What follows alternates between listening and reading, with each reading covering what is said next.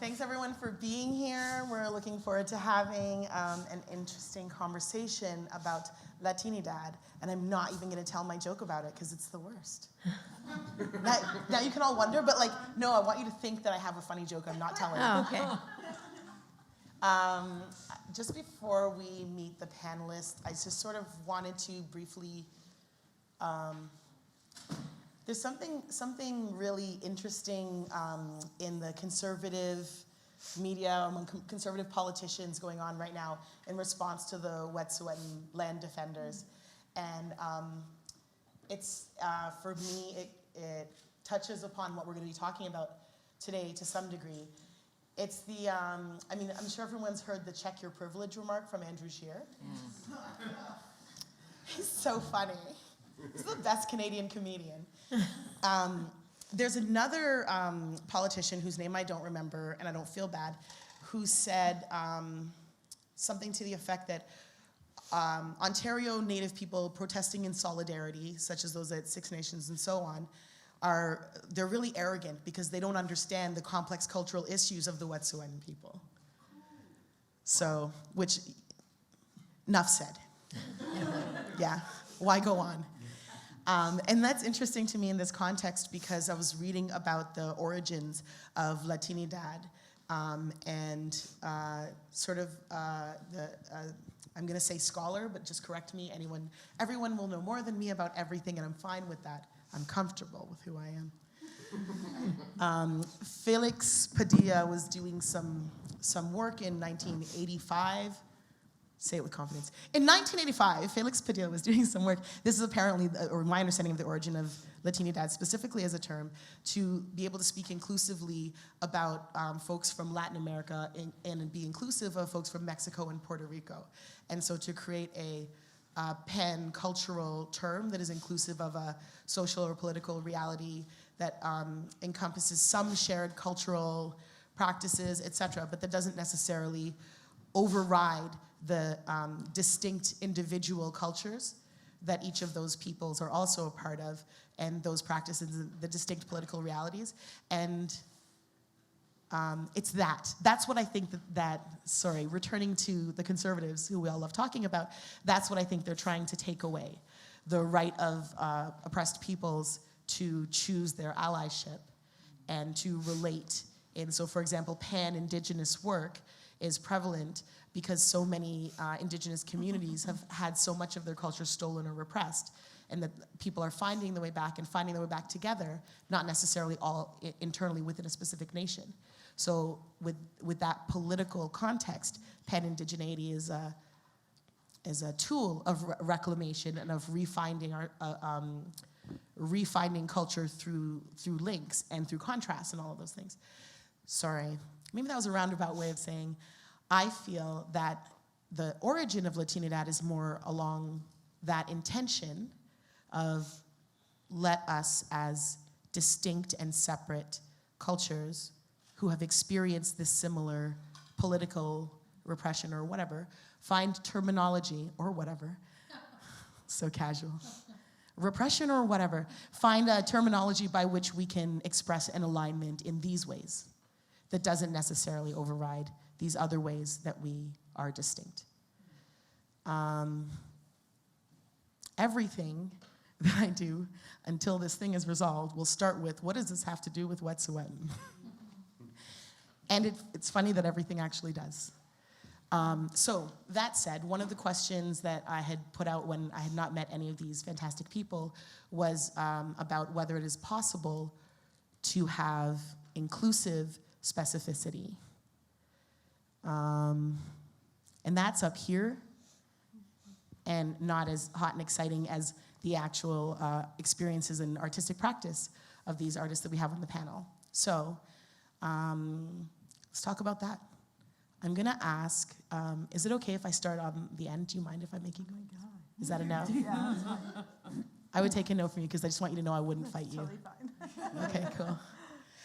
So I'm just gonna ask for each of the panelists, if you don't mind, to let us know who you are, what your artistic practice is, and if you want to say something about how you identify, then cool beans. And or how you position in relation to Latinidad. Wow, okay, that's a lot. Yeah. Do as much of it as you like. Okay. So my name is Juliette Carrillo. I directed Anywhere But Here, and so I'm a director, primarily, identify as director. Okay, wow. My artistic practice. I'm also a playwright, but I am primarily a director, and I'm from Los Angeles, and I direct in a lot of regional theaters around the country in the U.S. I'm also part of Cornerstone Theater Ensemble, which is a community-based, community-engaged theater company. So when I went to big fancy grad school, I went to Yale, and when I first got out, I was asked to direct a play at South Coast Repertory in a workshop form of a Latinx play. And, just to take it back a little bit more, my father is second generation Mexican American who identifies as Chicano. He's a painter, and I would say had activist roots, but kind of in his own way, because he was 100% artist, human, and wasn't always articulate about his politics, but he was able to express it through his paintings. And so I grew up in that household. My mother's Jewish. We spent my early childhood in Baja California, which is a part of Mexico, and what's that? Oh, okay. So really my early childhood was like, I was identified as Mexican, and I spoke Spanish as easily as English, and so we moved to the States. And the reason why we were there is that my father had he started an art center, actually. His family's from Baja California, and he wanted to go back and start an art center to teach youth the arts. And so I grew up in that environment, and so that was my identity. I identified as a Mexican girl. And so we moved to the States when I was in 6th grade, and I remember having that distinct experience, which I'm sure many of you have, who've immigrated or migrated or have been refugees, where you've that experience of like, how do I belong? Do I belong? And how do I survive in this culture? And making the choice to stop speaking Spanish because I was afraid that I wouldn't survive if I spoke Spanish. When you're 6 years old, 7 years old. So a lot of my life, because of where we ended up living, even though my dad was very committed to his identity, we were in environments that were very white, and so most of my growing up was about assimilation in some form or the other. And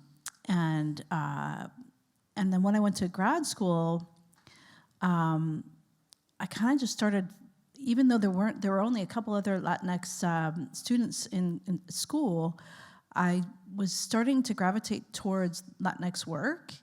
And then for my thesis, I ended up writing an adaptation of a Gabriel Garcia Marquez short story. And so it was happening organically, and I think partly because I was reaching back into childhood, because that time is just so seminal. It's just that time is when you're forming, right? And so all of that was in me. So,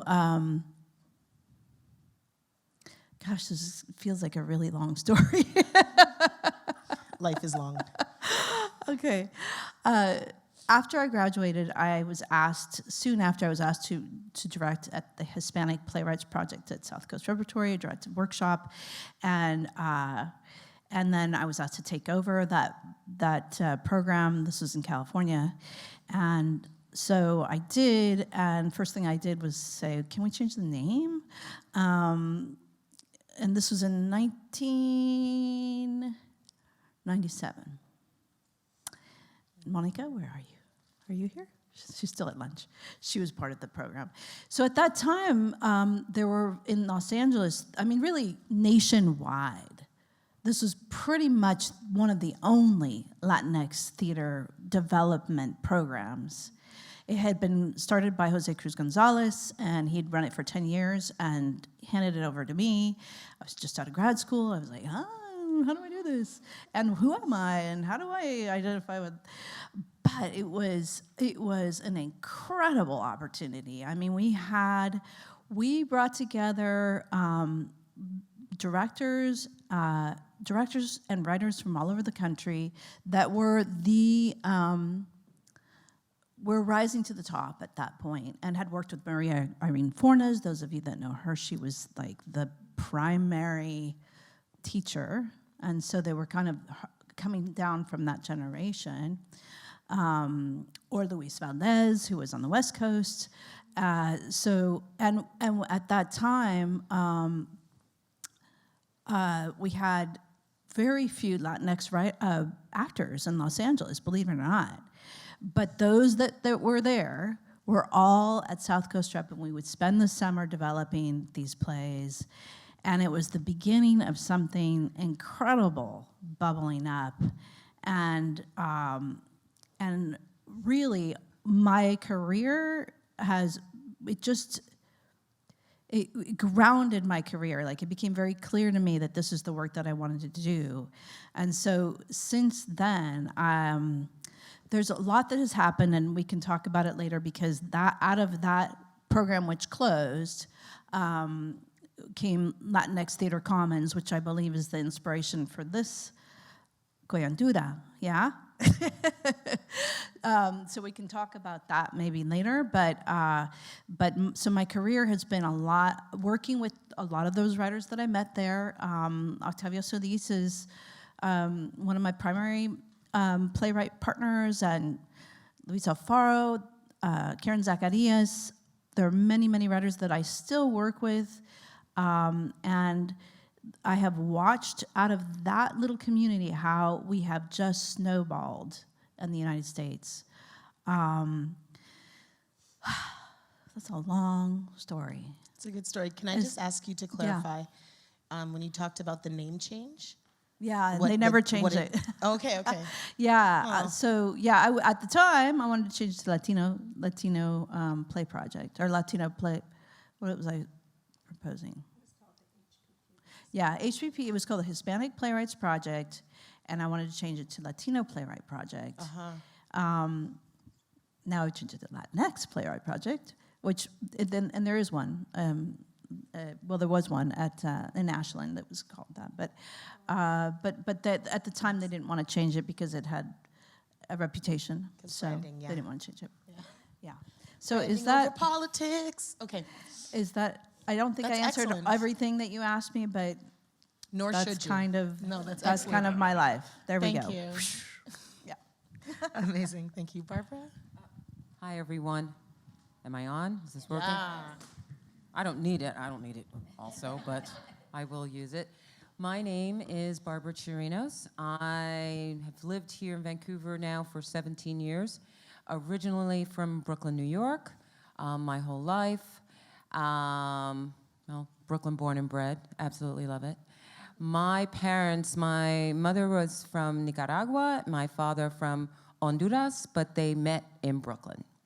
My dad, as part of there were not many opportunities for Afro-Latinos. So in the 60s, my dad was a merchant marine. That's how we ended up in Brooklyn.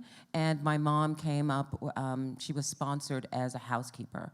And they met through the very small circles of Afro-Latinos that were gathering in New York City. My culture is Black and Latino. All the food, all the music, we'd hear Tiro Puente, Mango, of course Celia Cruz every Sunday. The music was playing, all of the food, and I didn't realize that I was actually practicing Latinidad until, because there was no term for it, essentially. It was, as my parents described, to assimilate properly.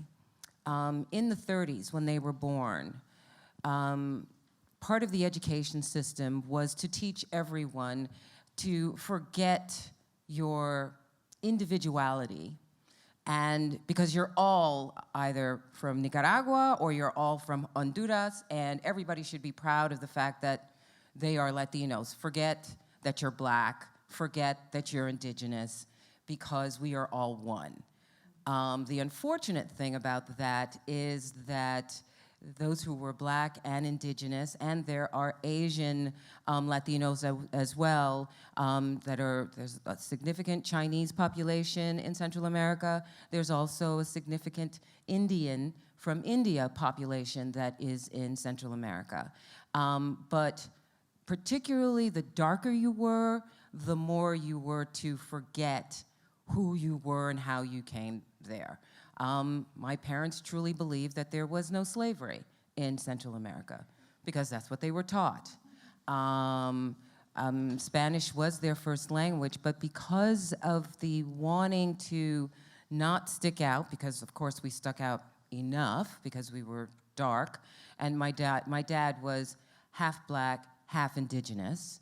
My grandfather is full-blooded Mosquito Indian. That's on the coast of Honduras and Belize. So when they came up, they did not want to associate themselves with being black. They told me and my sister that we were not black, and that, of course, all of our Afro-Latino friends were the good friends that we could hang out with, and they really did not want us to hang out with black Americans, because it was at the time when the civil rights movement was really, really becoming quite, it was a lot of controversy. And as a result of being immigrants, of being Afro-Latinos, and being told their whole lives that, you know, you're not like black Americans because slavery never existed.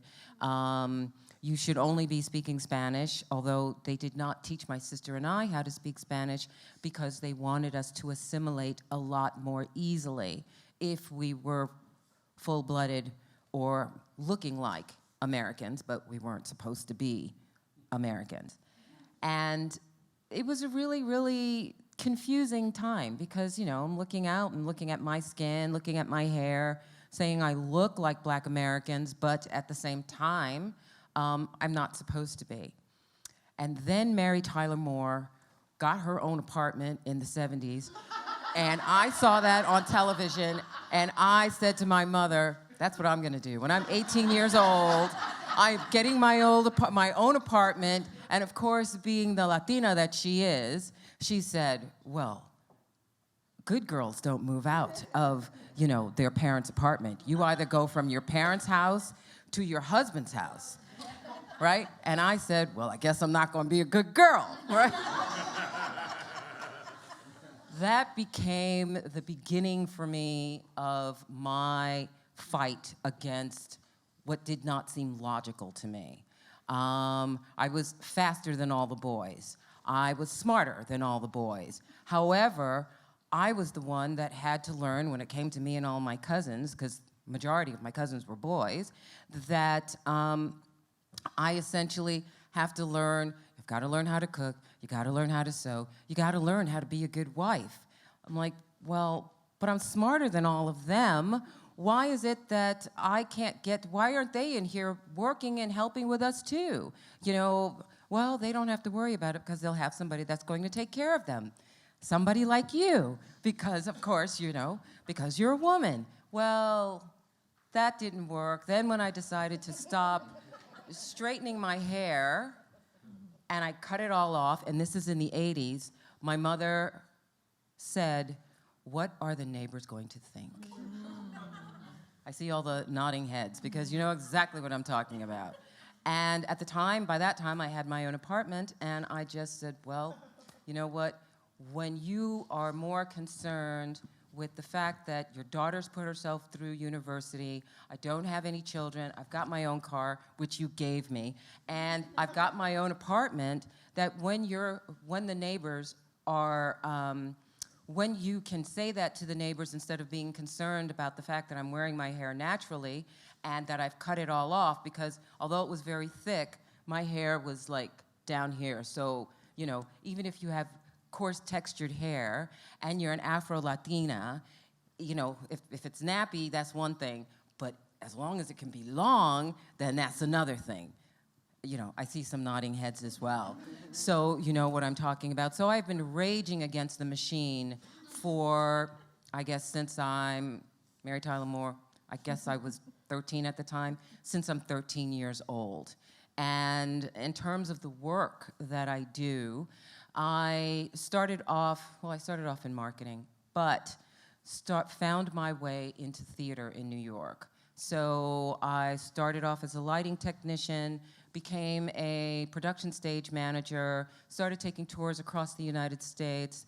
As a lighting technician, I was fortunate enough, I got to do lights in the space where I worked, which is the Henry Street Settlement on the Lower East Side of Manhattan. So most of the Broadway plays would come into this space to do their rehearsals, particularly productions that were that had people of color in them, specifically Latino and Black performances.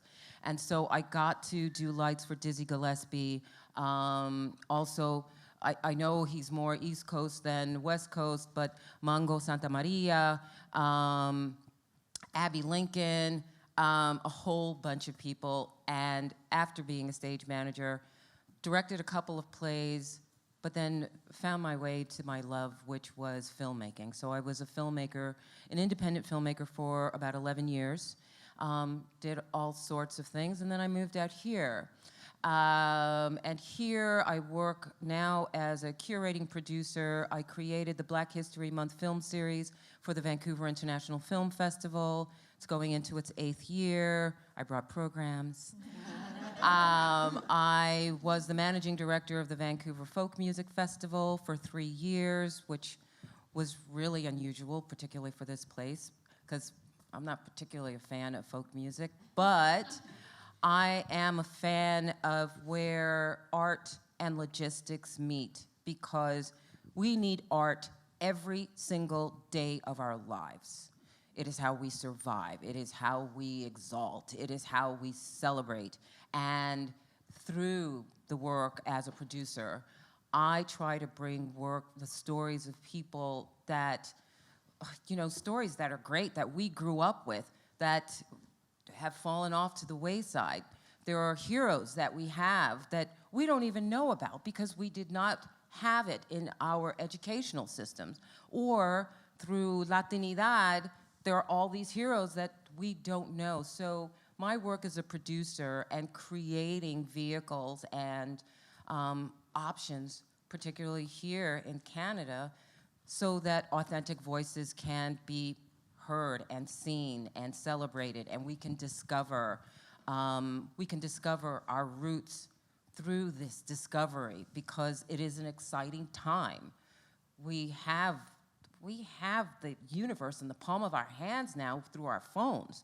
So in terms of projects where you don't have to necessarily go to a university library and make an appointment to get referential material, and they may not have it, you've got it in the palm of your hand. So in terms of creating projects, it is very possible. I also helped to co-produce a project that was called Afro Hair Savoir Faire, which was a way to celebrate the crowning glory that we have in our hair. And this I was doing on Granville Island a few years ago, and when I have an opportunity to do it again, I will. So that's me. Thank you so much. Thank you. And thank you for providing the great segue from glorious hair to Bárbara Santos. My name is Bárbara Santos. Yeah, it's like in Portuguese is Bárbara. So what I say about myself, that I am activist. And I'm an activist, a feminist, that doing a lot of stuff yeah? And everything that I am doing as activist. So I am actress, activist. I am director, activist. I work with the Feminist Theater of the Oppressed in an international network as activist as well. And at the moment I am in a movie I was telling, it's like The Invisible Life of Eurydice Guzmán. Yeah, it's like I'm a Filomena there. So I am around the world also in the screen, the big screen. So what I say about myself, I could say it's not simple when you're born black. Latino, Latinidad is not enough for me. I have to say, I cannot say only I am a cis woman. I have to say I'm a black cis woman. I cannot say Latino, I have to say Afro-Latino to identify myself. And Latinidad, for me, sounds really north of the word. This is the concern of the north that needs to stamp, yeah? And I am a person from the South, and this is not a challenge for me as much, you know, because I live in Berlin, Germany, and then I am black there. In Brazil, I'm also black. Here, I am black. Everywhere, I am black. Just in Africa, when I work in Africa, I'm not black. In Africa, I can be white. In Guinea-Bissau, people call me a white woman, a white teacher, because I don't belong, yeah? And when you were born black in these Americas, yes, like your life is facing racism. Latin America is really racist. It's a horrible racist continent. You know, a woman that is perceived as a white woman in Latin America, when they go in the north, they change. They become POC people. They become Latino. But there in Latin America, they are white. Everybody that is perceived as white, you have a good life. I cannot have a good life in Brazil as a black woman, as I cannot have a good life here as a black woman. And also in Berlin, I have to fight, because to be black is about appearance. It's like, it doesn't matter if I'm Latino, if I have possibilities for Latino, probably women with not dark skin will take this opportunity easily than me. I have to fight a bit more. And then the complexity for me of this term is a big, really big one. You know, we are in the room in Brazil, you say for the people, if I would be in North, in America, and in the United States or Canada, we have a room of POC. But in Brazil, not. Will not be POC room. We be a white people and the black people, or chocolate or something in between, because people try to make it less hard. Yeah. For instance, we have still privilege if you are really dark skin, or if your skin's like mine, or is a little lighter than mine. Is the color of the skin says a lot. Yeah. We have the same experience to be in the north, that is, we are outsider. But when we go to the south, we are not going to face the same kind of problems. And I think we have to be really conscious about that. Latinidad is not including everybody. If you are black, not if you are really indigenous, also not. Because in Latin America, we are, the whole Latin America countries, they try to erase ourselves. The genocide of black people in the urban part of my country is horrible. But at the moment, the genocide of indigenous people is also horrible. Not in the urban area, because they are in other parts of the country, but we are talking about genocide. It's not about opportunities, yeah? So, and then the flexibility of the term is really political. What we are talking about, we are including what, yeah? Who is there? When I talk about my own practices, it's like being not black in Africa is like, for us as a black people in the America, we are always missing. People say, my origin and my grandfather or my grand blah blah blah was from, and I know that this grand blah blah blah is from somewhere in Africa, but where? You know, the colonialism was really cutting our roots. we cannot identify. It's like now has some tests, a DNA test that says, are you more or less from somewhere? Yes, you know, it's like how you take these roots, you know, it's like what is create your identity.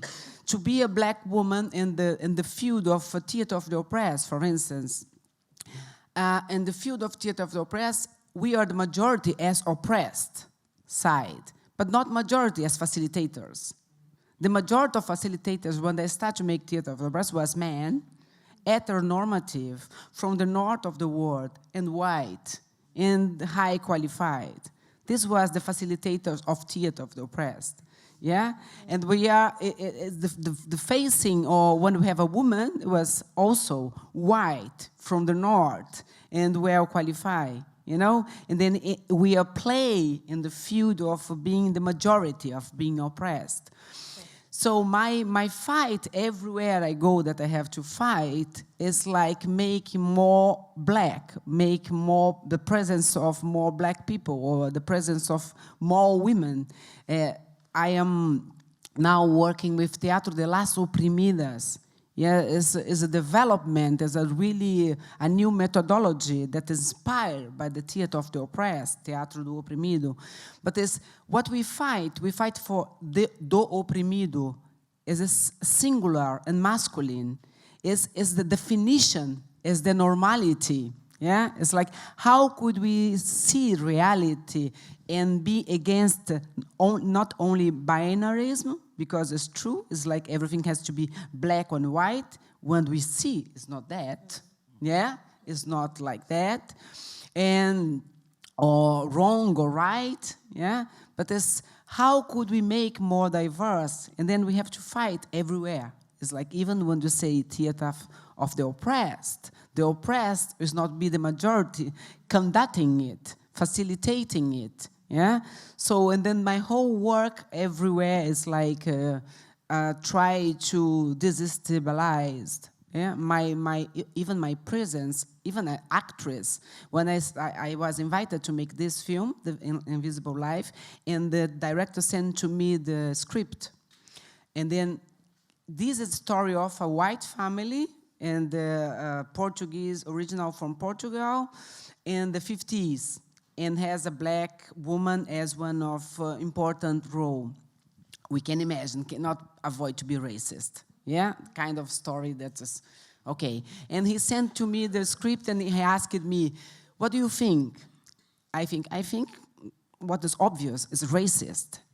Yeah, and he said, why? It's like the whole thing, even the description of the, you know, when you describe in the script everybody, you have normal people. The doctor has 50 years old, you have a woman with 30 years old, but you have a black woman, you have a black man, yeah?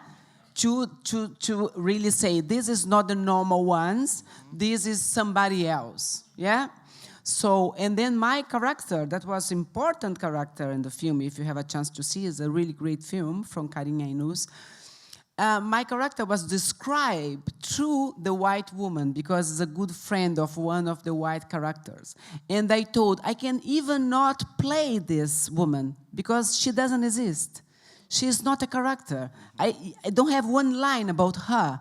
Has a line a lot about her being a friend of somebody. Yeah, and was really amazed because this white man was really open. He has a big ear, you know. It's like, I know that it's difficult to hear, yeah, but there's some people in the world training that to learn to hear and shut up and hear, yeah. And then we are talking how to build up a character in this context that would be a black woman, that would be a woman that with a social class, with character, with personality, you know? When you are in the world that you are not considered even human, that you have to fight every day to be recognized as a human, Latinidad is not really a priority concept. Thank you. What? We just got told. Thank you. Lina. Okay, well, this is very interesting. I would say, I used to, when I was asked what I was, I would say, well, I am American, because I come from America, from the American continent. But when I came to Canada, the first time I was in Canada, I had a huge shock. I went to the library. I was doing some project that had to do with showing some aspects, some television thing. And I was looking for things about my country. And I looked and looked, and I couldn't find everything that said America was from the United States. So I went and talked to the librarian and said, well, where are the books about, America? And she said, well, America, what do you mean? I said, well, everything that you have under America is from the United States. I said, oh, yeah, but you are under Hispanic American. And that really shocked me, because I thought, well, we did fight a war of independence from Spain, so we don't exist then. Otherwise, we are Hispanic American, or we are, so America is something. And besides, America, what is America? What does it mean? It means that an Italian man called Americo Vespuccio, for some reason, his name was given to this part of the world that Christopher Columbus had discovered, which was a completely populated part of very advanced civilizations, native civilizations. So the whole thing for me is a hoax. All this about America, about Latino, what is it? I am not Latino, because I don't even speak Latin. I mean, I know that Spanish has some Latin words in it, and I know that to speak Latin is supposed to be you are a great scholar. Oh, he speaks Latin perfectly. Oh, wow, But I don't do that. So, I feel those names that have nothing to do with me, truly. And the horror of this is that I remember that once I was in Spain, and somebody was talking to me, and they said to me, "Tú eres americana," and I said, "No, I am not." And so I denied myself, because I thought that when they asked me if I was American, they meant the United States. I didn't realize that in Spain, poor things, they haven't learned their lesson yet, that America is the United States. So you can, and it's going to be great again. So I'm going to get your mic turned off. Just watch it. Watch it.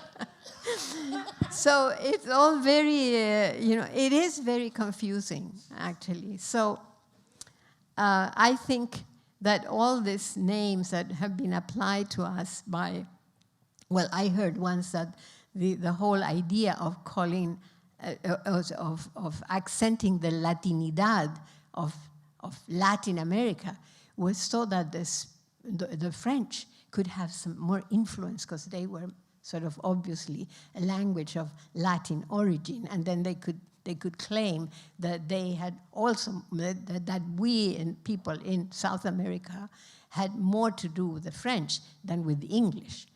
So it's all somebody else's struggle, or whatever it is that they want to do. And I think it has worked very well to hide the fact that all this part of the world was full of people when the Europeans came, and full of cultures, developed cultures, important cultures with huge, civilizations of many different kinds. And that's also something that I've learned a little about, is, the indigenous people, they were not all the same. They were very different. They had very different outlooks, worldviews.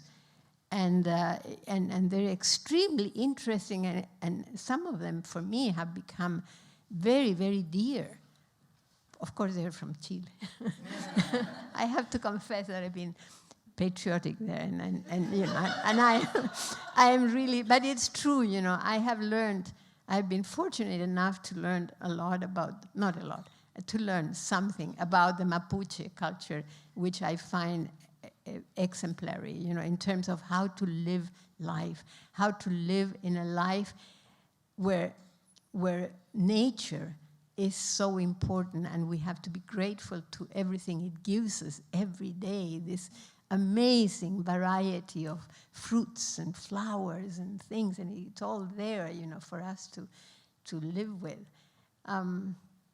Anyway, so, I think the whole thing is wrong. We should start again and find another way of calling ourselves. I don't have any proposals. But about me, I have to say that I am a theater person. I became a theater person pretty early in my life, and so that's what I've done all the time. I try to do theater because I was very lucky. I went to a theater school which was very strict and really good. And we were always told that theater was the most important thing. And you never, ever, ever miss a rehearsal. Only if you have a certificate of death. That's your only excuse. But otherwise, you're there. So, yeah, it was like that. And also the other thing was that everybody had to do everything. And so people were eager to go and sweep the floors to show that they were doing everything. And it was a good theater school. I'm grateful to it. It gave me principles, and I don't know, you get sort of, yeah. I think strict education is good. I don't know. Maybe it's not. But, so what I've tried all my life is to continue doing theater, and that's what I was so scared when I came to Canada, because I discovered that I couldn't really fit in the way that the society was, the theater happened here. There was all these things that you had to belong to the union, and if you belonged to the union, then that meant that you couldn't work on a play that wasn't a professional play. But if you didn't speak English very well, you couldn't become a professional, because that was very complicated. So.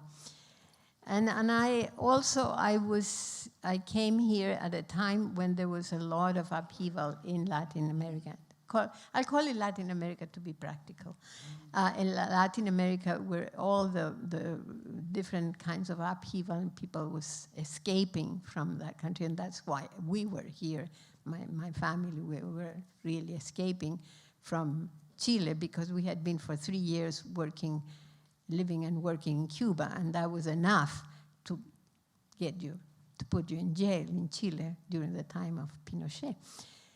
So, anyway, I wanted to continue working in theater. That was my greatest fear, was to have to abandon the profession that I loved. And but also because I saw, we were surrounded by so many people from Latin America who were confused and in despair, and they had many problems and so on, and they needed to speak about it. They needed to tell everybody about it. Also, many people said to me, and this was repeated during the research that we did, that we want to tell the Canadian people that we are people too, and that we are capable, that we can do things. We just need the opportunity, but we can show that we can be useful, and we can, in a way, the people wanted to be respected, accepted and respected, and not being considered something that people had to use charity. They did not want to be charity cases, and that helped me to think about creating Puente, which was the name of the theater company that now Mercedes is responsible for, and I'm so happy. I don't have to write grant applications anymore. Ha ha.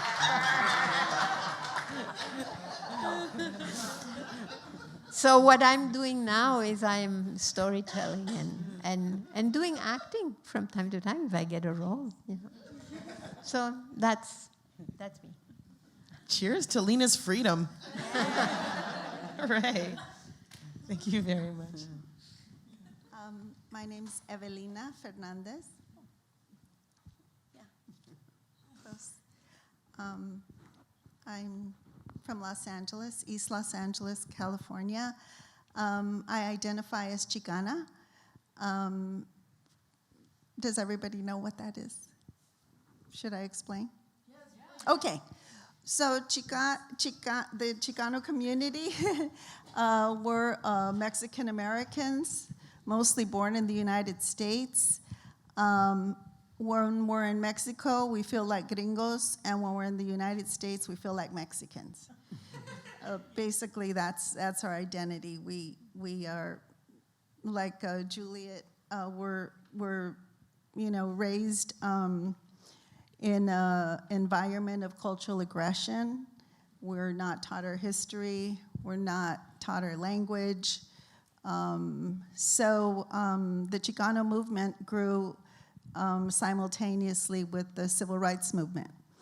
And there was a Chicano theater art scene, there still is. The Chicano music scene, there still is.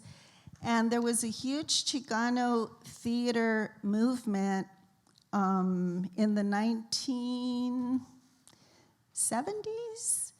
And there were several Chicano theater companies all over the Southwest. And we were very close to the Puerto Rican theater movement on the East Coast, very united with the Chilean refugees. In Northern California, very united with the Puerto Rican Socialist Party. So that's my background. That's who I am. My family, my grandparents came to the United States, went to the United States to flee the violence of the Mexican Revolution. And they landed up in a small town in northern Arizona where my grandfather was a copper miner. And you know how it is, like somebody comes, that's why all the Mexicans in New York are from Puebla, because like somebody from Puebla went to New York and then said, hey, it's good here. And then like everybody went. So that's how it is. My family's from Jalisco, Mexico. And so they landed up in this little mining town, and my grandparents had 5 daughters, no sons. And my grandmother was very dramatic. Their names are Dolores, Amparo, Esperanza, Consuelo, and Antonia. I don't know. So my work, I work and write for a community in struggle. A community that's been in struggle, you know, since the border crossed us. You've all heard that, you know, we didn't cross the border, the border crossed us, and we've been dealing with that scar, right? That huge scar that has informed everything about us and our lives. I specifically write for the Chicano community. Jesus tells me I write for the Chicano middle class. You write for the Chicano middle class. I'm like, okay, I'm not offended by that. But I say it nicely. Yeah, he says it nicely. But it's important for me to write stories and show images of us that you don't usually see. So my plays have characters like a Chicana PhD or a Chicano playwright or, you know, people who are not, because my family's been here for over 100 years, it's kind of, I've taken it upon myself to like tell the stories that have never been told about our existence in the country, beginning with when my grandparents crossed and came over. So A Mexican Trilogy follows this family, which is loosely based on my family, over the span of 100 years, for example. And so I take iconic eras in the history of the United States, and I put us in them, because you never see us in them. If you see a story about World War II, a movie or a play, you never see us. If you see a movie or a play about the 1960s, you never see us. So that's kind of my goal, to kind of like tell the untold history of the Mexican diaspora in the United States. That's basically what I do. But I have to say that everything that I do has everything to do with my company. I belong to a company of actors, the Latino Theater Company. We should be called the Chicano Theater Company, right? Because we do just Chicano stories and plays. But we got together in 1985, and we were all young actors looking for a home, looking for a place, looking for a space to work together.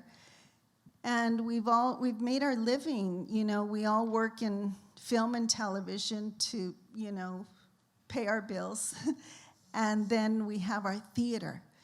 And we were a small company with a very small budget, but we were born in the building in 1985. We were the Latino Theater Lab. And then we took over the building 15 years ago, and we're the Latino Theater Company. It's a lovely space, right?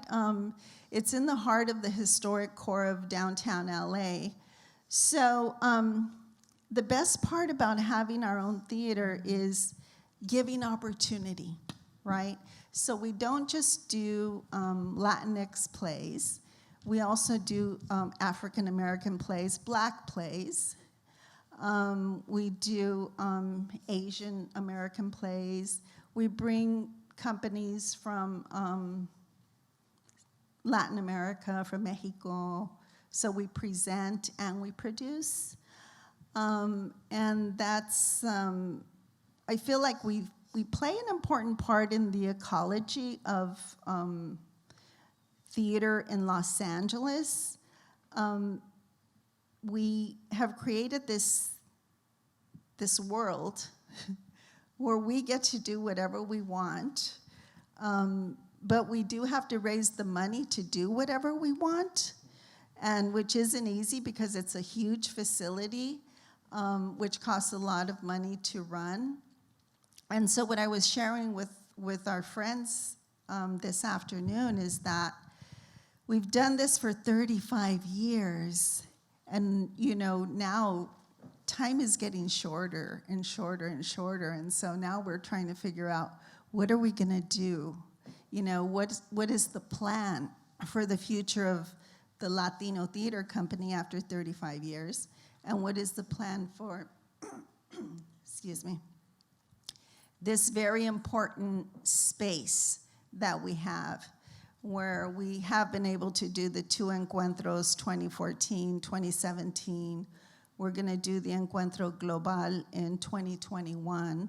We were supposed to do it in 2020, the fall of 2020, but that's when we're having the elections.